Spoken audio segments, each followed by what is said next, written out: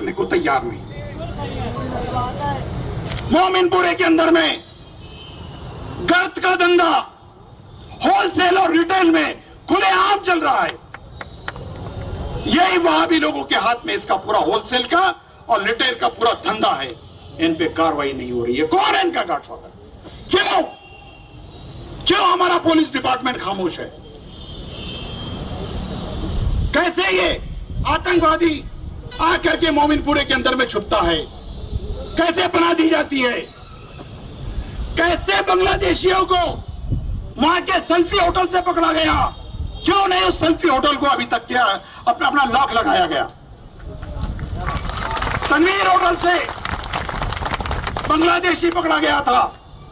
और ये बदकिस्मती की बात, वो ये तनवीर होटल के अंदर से हमारे तहसील पुलिस का एक सिपाही रोज मुर्गा खाता था, वो बांग्लादेशी के हाथ से।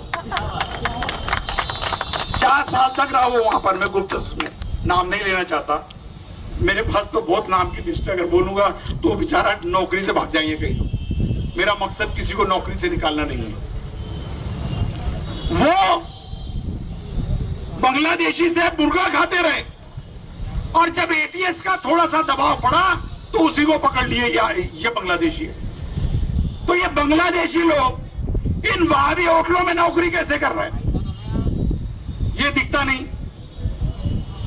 यही वहाबी लोगों ने अभी मुस्तफा बाबा के टाइम पे कुरान जलाया, पूरी सीडी मौजूद, लेकिन अभी तक इन लोगों के ऊपर में कार्रवाई नहीं करी गई।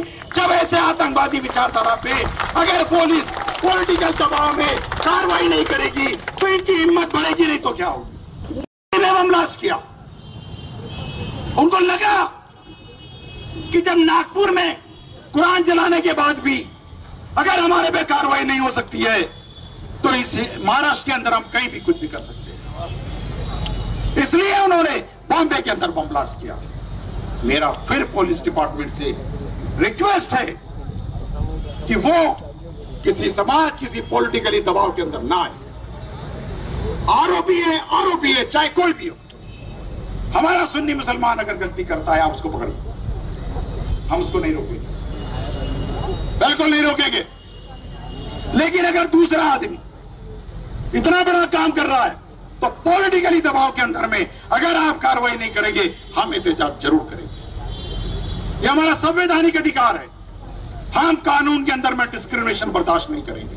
कानून सबके लिए बराबर, चाहे वह हिंदू के लिए भी बराबर, मुसलमान के लिए भी बराबर, वैसे ही वहाबी के लिए भी वही कानून लगेगा और सुन्नी के लिए भी वही कानून लगेगा।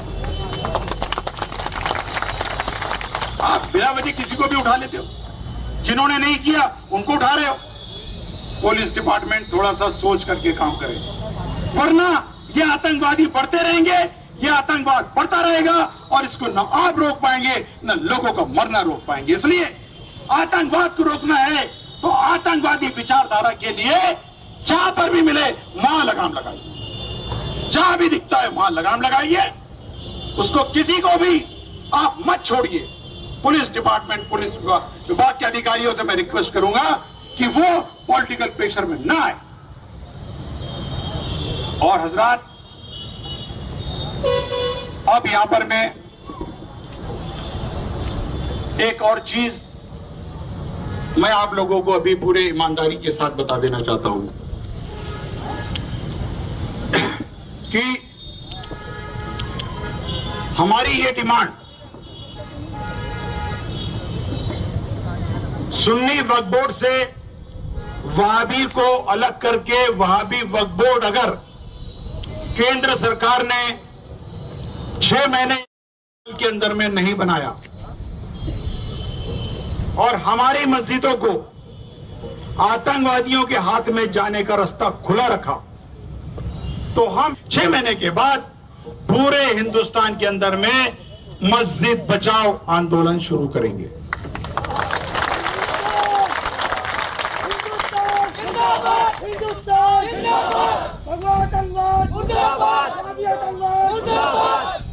हम पूरे ताकत के साथ पूरे हिंदुस्तान में इस आंदोलन को ले जाएंगे और किसी भी हालत में हम अपने अहले सुन्नत वल जमात पे किसी भी तरह का जुल्म बर्दाश्त नहीं करेंगे, बिल्कुल नहीं। कॉन्स्टिट्यूशन ने हमको इजाजत दिया है, विरोध करने का भी इजाजत दिया है, लेकिन संविधान के दायरे में रहते हुए हम अपना आंदोलन को चलाएंगे। और इसके बाद अगर पुलिस डिपार्टमेंट ने या किसी भी संस्था ने अहले सुन्नत वल जमात के ऊपर में बिला वजह दबाव डालने की कोशिश करी या गैर कानूनन तरीके से उन पर कार्रवाई करने की कोशिश करी, तो इसके लिए संविधान के दायरे में रहते हुए हम आंदोलन करेंगे। हम रोड पे आएंगे। बिल्कुल मुसलमानों, नाइंसाफी सहने के लिए तैयार नहीं रहने का बिल्कुल टाइम आ चुका है। अब खड़े हो जाओ, कोई जरूरत नहीं झुकने की, कोई जरूरत नहीं किसी से भीख मांगने के लिए। तुम इतने खुद सक्षम हो, अगर तुम रोड पे आ जाओ तो कोई भी आदमी तुम्हारे साथ नाइंसाफी नहीं कर सकता।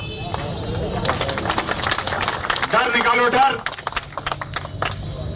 तुमको कॉन्स्टिट्यूशन ने इजाजत दी है, तुम्हारे साथ में नाइंसाफी कोई भी सरकारी अधिकारी नहीं कर सकता। अगर करेगा तो उसकी नौकरी नहीं रहने दी जाएगी,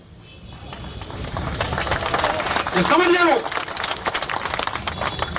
ये ना समझे कि अहले सुन्नत वल जमात की तरफ से कोई बोलने वाला नहीं है।